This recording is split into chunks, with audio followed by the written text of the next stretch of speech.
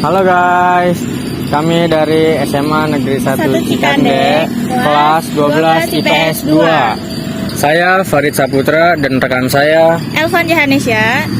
Kami di sini akan observasi cagar budaya Bendungan Lama Pamarayan.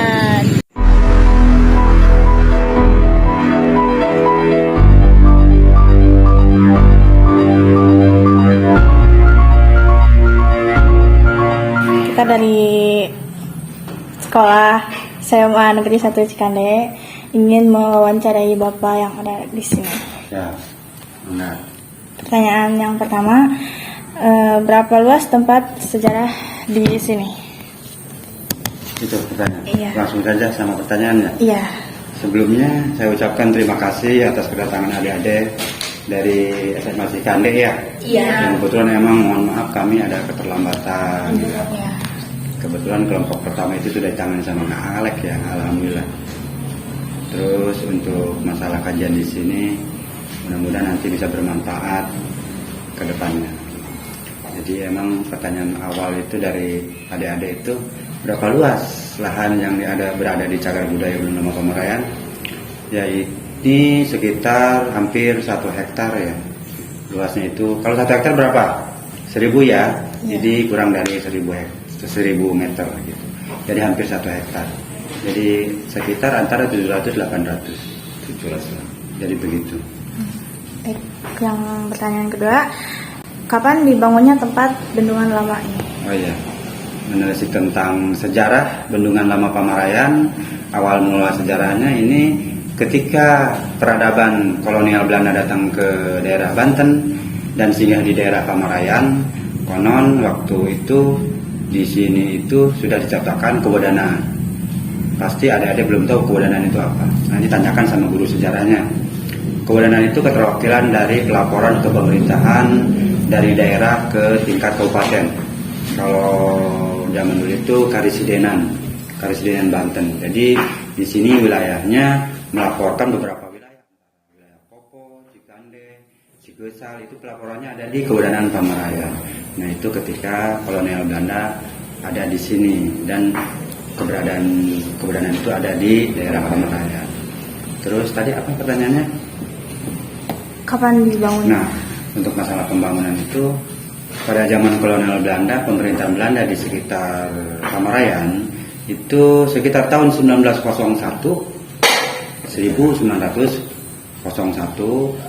kolonial Belanda atau pemerintah Belanda yang berada di daerah Pamarayan merencanakan pembangunan jembatan lama Pamarayan ini. Karena kenapa direncanakan? Karena potensi air yang berada di wilayah Pamarayan itu cukup mumpuni, cukup bagus. Makanya Belanda merencanakan pembangunan dam.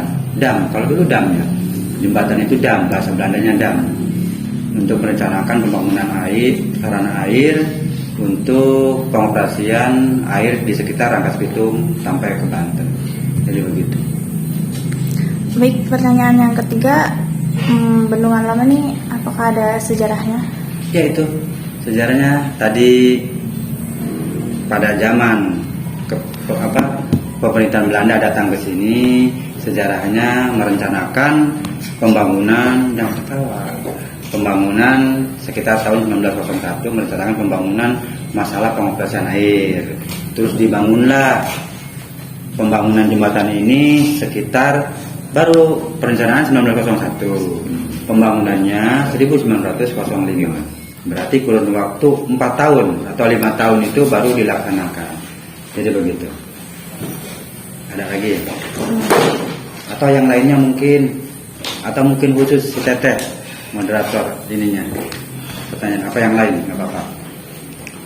Di samping mungkin ada pertanyaan yang sudah siapkan, ada aja kisi-kisi yang mungkin yang dipertanyakan sama adik-adik, nggak apa-apa. Ayo, apalagi?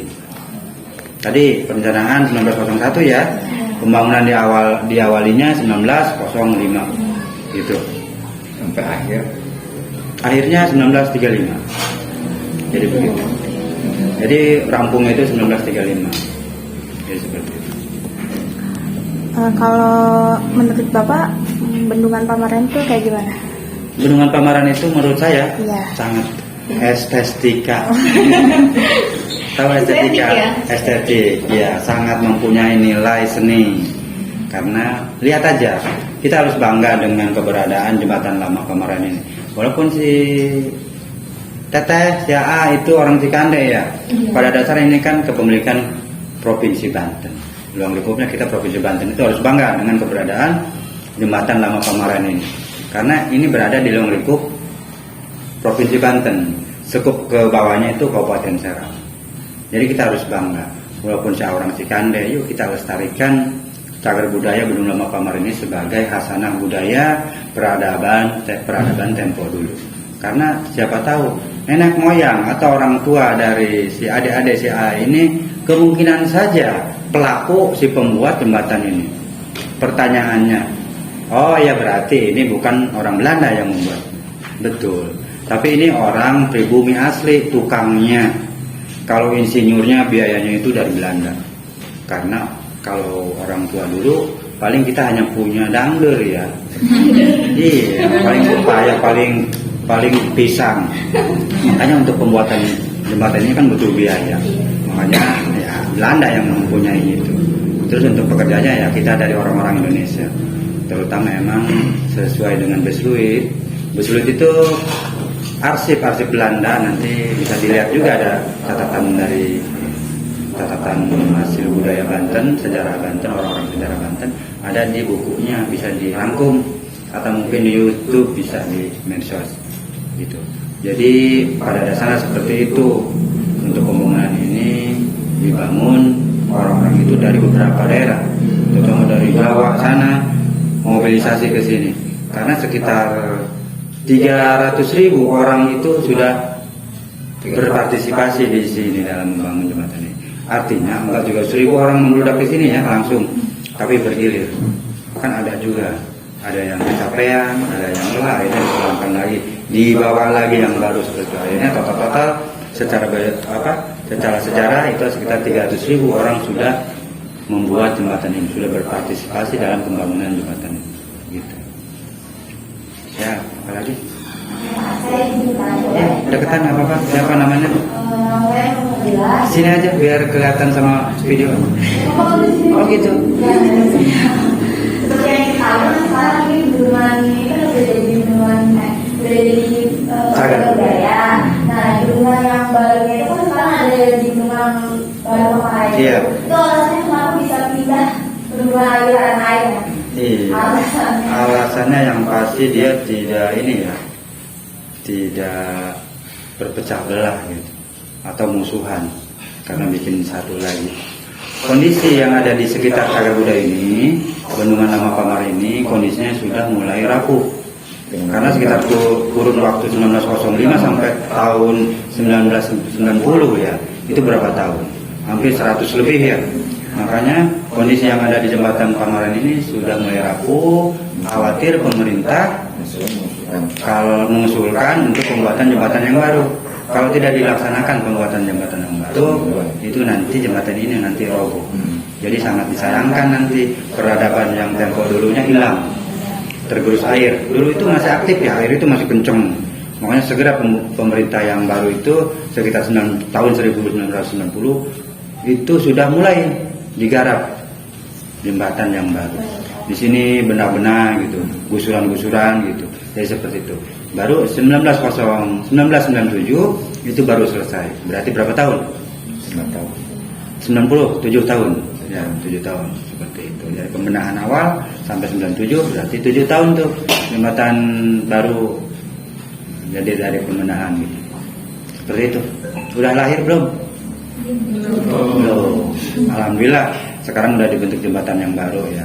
Jadi menyaksikan kalau ini pembawatannya saya juga nggak menyaksikan 1905 gitu. Saya baru 25 tahun umurnya. Kenapa? Iya. Jadi alhamdulillah kebetulan emang ya ayo pertama-tama saya ucapkan ini nih salam kenal, saya Kang Isep nih. Di sini ada 4 cupel, Kang Jamulin, Agus, Kang Sumari nih, ketelahnya Kang Alek tadi. Lapangannya Kang Alek, kalau saya Kang Isep gitu. Di sini ada 4 cupel, kebetulan yang 2 ada kesibukan. Dari atas bendungan Lama Pamarayan.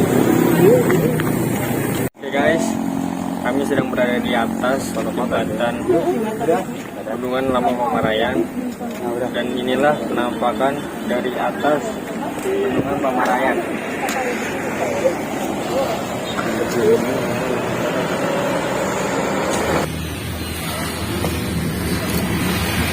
Oke guys, cukup sekian observasi kita kali ini. Semoga bermanfaat bagi yang menyaksikan video kami. Terima kasih. Wassalamualaikum warahmatullahi wabarakatuh.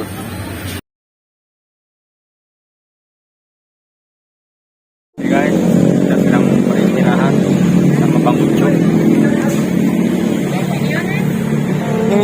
Oke teman-teman, balik lagi bersama saya.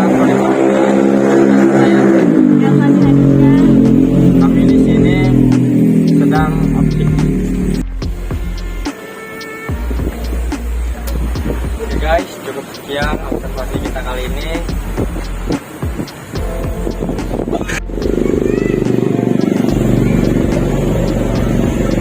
Warahmatullahi wabarakatuh. Terus apa tuh akhirnya? Yang segini, Miss.